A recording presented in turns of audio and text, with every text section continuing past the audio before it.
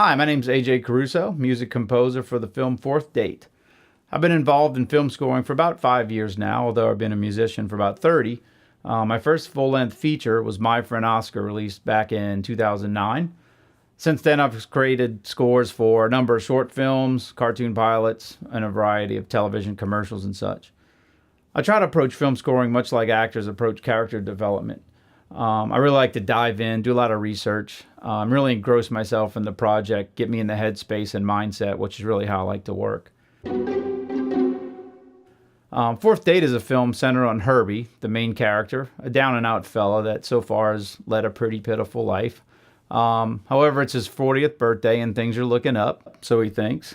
He's got a date with a beautiful girl named Delia, a middle-aged single mom who's kind of the girl of his dreams. We get to hear the story played out through Herbie's narrative thoughts, which adds a hilarity to the chain of events that play out within his head throughout the film. The challenge of scoring Fourth Date was really the amount of music. When director Brian Kaz and I first began conversations, we really just planned to keep it simple. Maybe an opening and closing theme, a complimentary piece here and there. After all, it's a comedy, and comedies typically don't utilize much underscore. However, as it progressed, we kept coming up with pieces that seemed to enhance the film, so we actually ended up with much more music than we originally planned. The musical style was influenced completely by Herbie's character, which was the focal point of the film.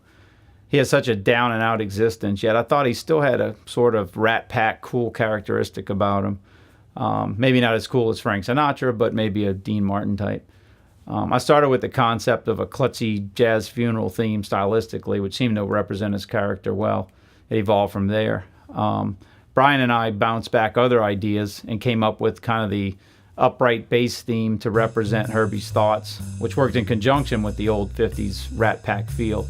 It also worked well technically, since the low tone of the bass didn't step on his ongoing dialogue, which was really a critical piece. So that became the music foundation for the rest of the music.